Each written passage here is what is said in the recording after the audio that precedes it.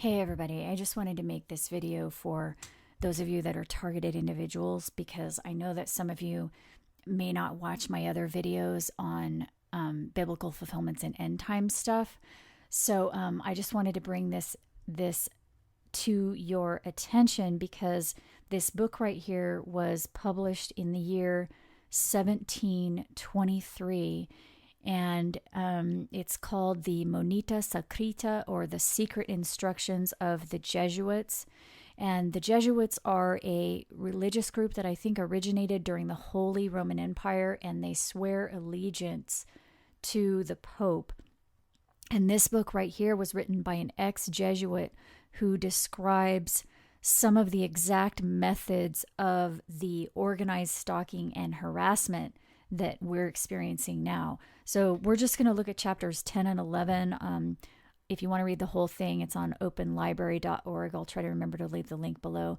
But here it's saying it will be necessary to dismiss as an enemy of the society anybody who has alienated their devotees or friends of their churches, or persuaded any rich person or any person well disposed to do so.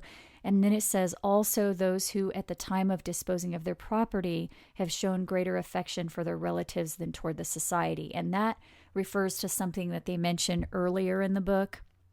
I don't have time to go into with you guys right here, but I am going to upload some more videos this weekend going through this.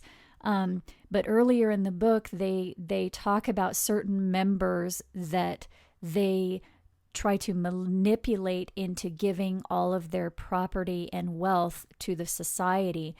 And here it's saying, okay, if, basically if they approach someone and try to manipulate them into giving their property and wealth to the society, and that person shows a greater affection for their relatives, meaning, let's say, for example, that person has a house and property that they want to leave to their child, and the society approaches them and wants them to leave their property and wealth to the society, and they respond saying, well, no, I'd rather leave it to my child. That what they're saying right here is that they will dismiss that person as an enemy if they'd rather leave their property to their children, for example. But it says, but because that's basically not a just reason for dismissing somebody, it says, but that they may not afterwards complain of the cause of their dismissal, let them not be dismissed immediately. Instead, let them be harassed with chapters and public censors. Let them be restrained from recreation and conversation with strangers. Let them be deprived until they are driven to murmuring, and then let them be dismissed as persons pernicious to others by bad example. So basically they're saying that they know that what they did to that person is unjust. So what they're going to do is they're not going to dismiss them right away, but instead harass them until they start murmuring, quote unquote, and then they're going to say, oh, we dismiss them because of that, because they are pernicious to others. And that's something that if you're a targeted individual, that I know in my situation, I've been a targeted individual for 20 years, and that's exactly what they've been doing to me. And that's actually described in Isaiah 10. It says, woe unto them that decree unrighteous decrees and that write grievousness which they have prescribed. So in other words, they're calling attention to bad things that they themselves have caused. For example, they'll persecute someone and try to drive them or provoke them into doing something. And then if the person actually does something to, for example, defend themselves, then they'll point at that and say, see, they're a bad person. I mean, that's exactly why Jesus said, if somebody does something bad to you, just love them in return. And the reason he said that was because he knew their tactics. He was giving us a heads up. He was saying, okay, they want you to do something so that they can try to prove that you're a bad person. So don't ever let them provoke you into doing something, even if it's in self-defense, which is obviously extremely difficult, right? Okay, so, but it's for the greater good. So here in chapter 11, it goes even further. It says, since those who are dismissed are at least conscious of some secrets, let them be persuaded to promise in writing that they will never write or speak anything injurious to the society, and at the same time let the superiors preserve in writing their evil inclinations, failings, and vices, which they themselves have at some time given according to the custom of the society. So it's talking about confessions here. It's saying that they are going to use their Catholic confessions against them. But it goes on to say, it must be contrived that we may keep up an intimate correspondence with someone in the family in which the dismissed reside. And as soon as anything is discovered blamable or deserving of censure, let it be spread abroad amongst the common people by means of persons of inferior degree who are attached to us. So it's saying they're going to plant someone there that is close to that quote unquote enemy, who in reality is really a good person because they're just trying to take care of their own children there. I mean, it tells you that's just very in a straightforward way that they are actually targeting good people. And it says right here that they are planting people to spy on them. And as soon as they do anything that is deserving of censure, then they're gonna just spread the information to all the common people. But it says, if they commit nothing worthy of censure and conduct themselves in a praiseworthy manner, then let their virtues and actions which are deserving of commendation be depreciated by subtle insinuations and doubtful expressions until the esteem and confidence which is attached to them is diminished. And I can tell you guys, this is exactly what this network in the present time is doing. I can tell you, in fact, I was just telling you last week that that's what's happening to me, that it's never a direct accusation. It's always just these insinuations and these implications and rumors and things like that. That's how they work. So I mean, those of you that are targeted just know that's exactly what they're doing. And this was written in a book several hundred years ago, the Jesuits, the Holy Roman. This stems from the Holy Roman Empire. This organized stalking and harassment that we are going through started with the Holy Roman Empire. Who knows, maybe even sooner than that. But it flourished back then. And they even admit right here in the book that it's suppression, that's exactly what they're doing.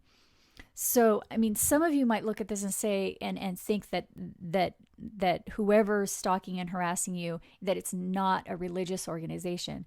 But this U.S. Army intelligence officer right here, I'm just going to play a few clips from this.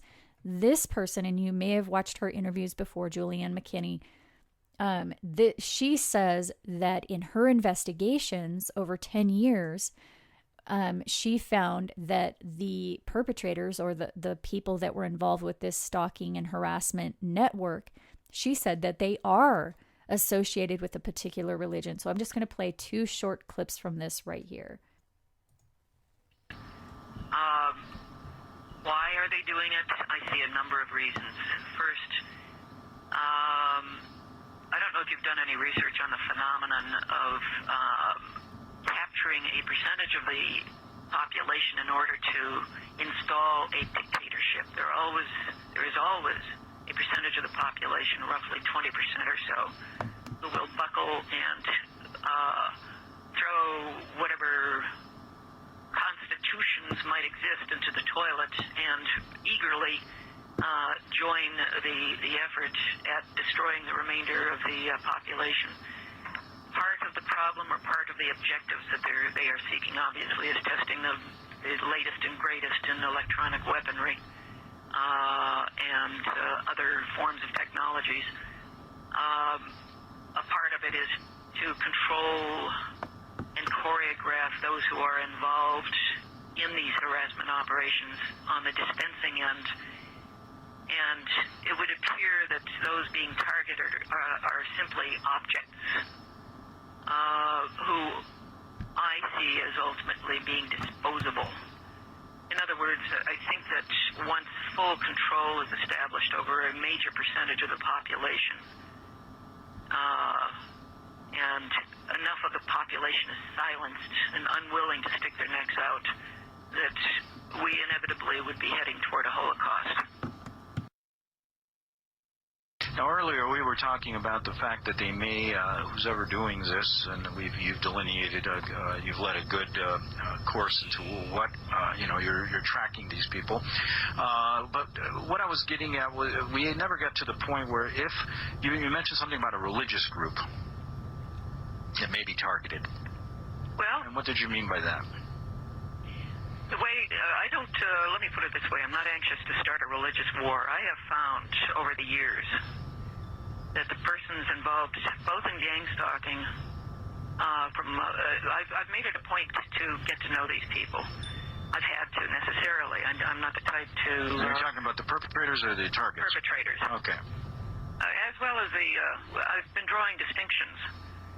And what I have found is that the perpetrators appear to belong predominantly to one particular religion, whereas the targeted individuals do not belong predominantly to that particular religion. And what is the particular religion of the perpetrators? Right. So at this stage, again, I'm not particularly enthused about the idea of starting a religious war, and I have challenged other TIs to get out there and become acquainted with, get to know the people who are harassing them, to draw those distinctions themselves. Because I'm not going to be making brash claims. This is something I've observed over the past 10 years. That's fair enough. And we maybe perhaps I could talk to you about it just from my own knowledge off the air, and maybe that would be fine. I'll keep your name out of it at that point and let people know what the targeted group may be and what the other group may be. There is a religious influence, but that's not to say that these people aren't just being used as puppets. Okay, so I've been meaning to tell you this, but two of the people in my building who have let me know that they're part of this network that's harassing me, I explain all of that in my recent TI videos if you want to check that out.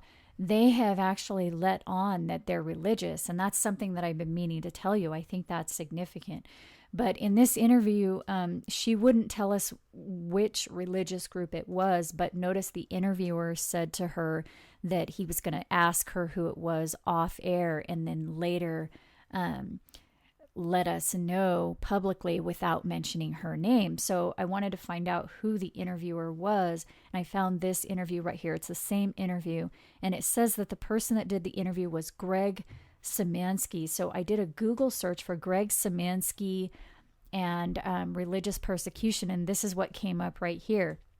It says the widow of former Jesuit priest said the Vatican and Jesuit order killed her husband. And you can pause to read this if you want to, but I just highlighted a few points like this down here. Alberto tried to tell the world about their plans for America and how they were putting people in power who were loyal to the New World Order and the Pope and not to their own countries. And then it goes on to say here that he told his story in a collection of comic books called Alberto Double Cross, The Godfathers, and The Force.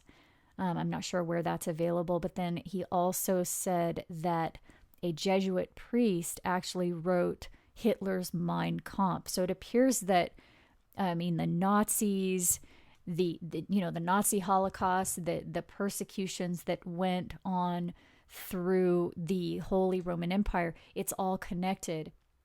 And it's still happening now. What we are going through, the organized stalking and harassment that we're going through now, targeted individuals are experiencing, appears to be something that originated during the Holy Roman Empire. And I just wanted to let you guys know, because I've been intensely investigating the biblical text, and it does appear the biblical texts are telling us that this persecution is going to end after 1260 years.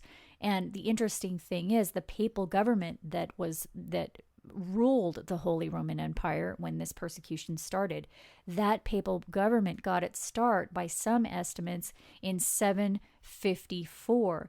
and 1260 years later lands us in 2014. So I just wanted to let you guys know that. Those of you that don't watch my other videos, if you want to know more about this, you can check out the videos that I'm going to upload this weekend, because I go into more detail about what the biblical texts actually say about this persecution and when it's going to end and some of the other stuff that's going on. So I just wanted to let you guys know that. I hope you're doing okay, and I will talk to you later. Okay, bye-bye.